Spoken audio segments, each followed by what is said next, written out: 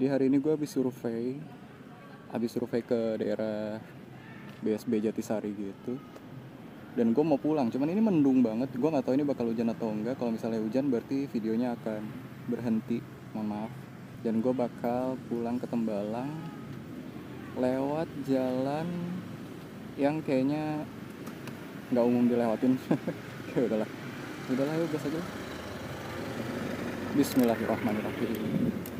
Semoga sih settingan kameranya nggak terlalu menunduk atau nggak terlalu ke bawah ya. Semoga pas lah. Ya, jadi di video kali ini ceritanya gue mau OTW balik ke Tembalang dari daerah Jatisari di Kecamatan Mijen. Karena ini merupakan wilayah penelitian skripsi gue dan kebetulan gue lagi ada perlu di sini.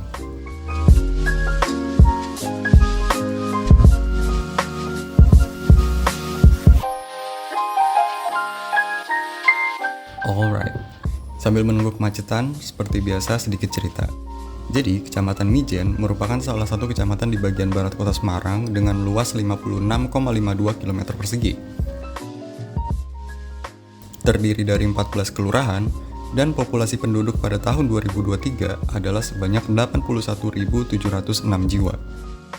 Dan Kelurahan Jatisari sendiri punya populasi penduduk sebanyak 12.602 jiwa dengan tingkat kepadatan penduduknya sekitar 5.200-an jiwa per kilometer persegi, yang mana hal ini membuat Jatisari menjadi kelurahan terpadat di Kecamatan Mijen. Yang sebenarnya sih belum ada apa-apanya kalau dibandingin sama kepadatan penduduk di wilayah lain di kota Semarang, yang bisa lebih dari 2 kali lipatnya, atau kota Jakarta yang bisa sampai 3 kali lipatnya. Jadi, wilayah Semarang bagian barat ini mulai berkembang pesat sejak tahun 90-an berkat adanya pembangunan BSB City, yang mana ini berdampak pada perkembangan infrastruktur dan permukiman di sekitarnya. Tipologi macam ini kalau di Jabodetabek mungkin jadi mirip Tangerang Selatan dan sekitarnya kali ya. Oke, di sini kita belok kiri ke Jalan Raya Ungaran Cangkiran.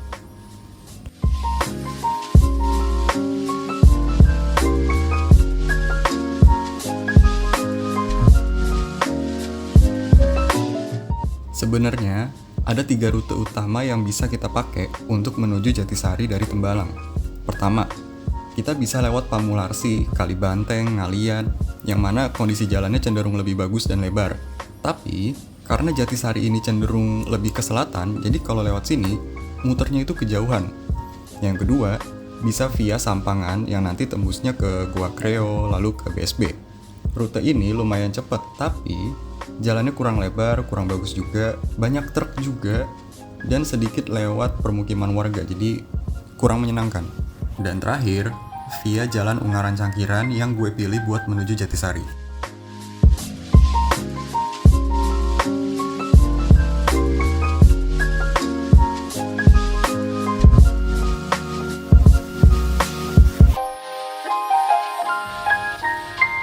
Jadi, rute ini secara jarak itu lebih dekat. Kalau pakai Google Maps pun, itu pasti auto diarahin lewat sini. Walaupun sebenarnya, ada beberapa hal yang gue suka dan gue nggak suka dari trek ini.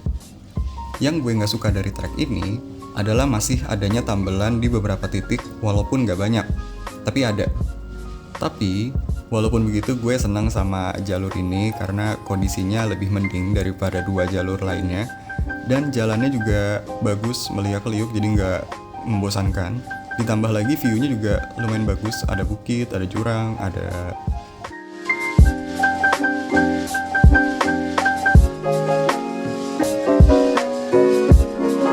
Dan rute ini juga nggak dipengaruhi sama rush hour, jadi mau pulang jam berapapun masih nggak kena macet.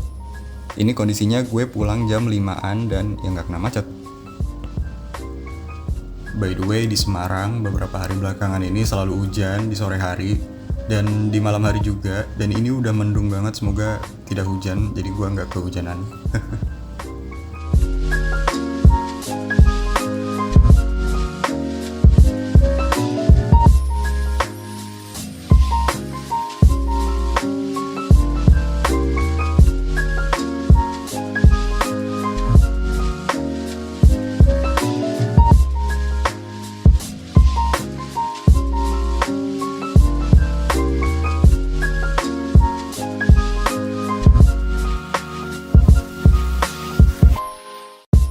Dan di sini kita belok kiri, karena kalau lurus itu bakal ke Ungaran, jadi muternya terlalu jauh. Jadi kita belok kiri supaya lewat shortcut.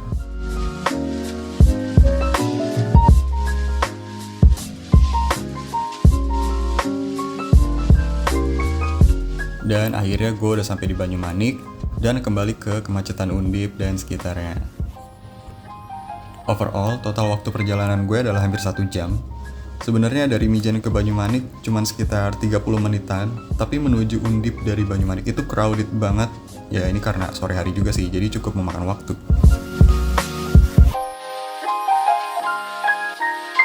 Dan akhirnya gue udah sampai di Perpus Undip, karena ada beberapa yang harus gue kerjain, jadi gue kesini dulu sebelum pulang. Oke, segitu aja dulu vlognya. Hope you guys enjoy the video. Bye.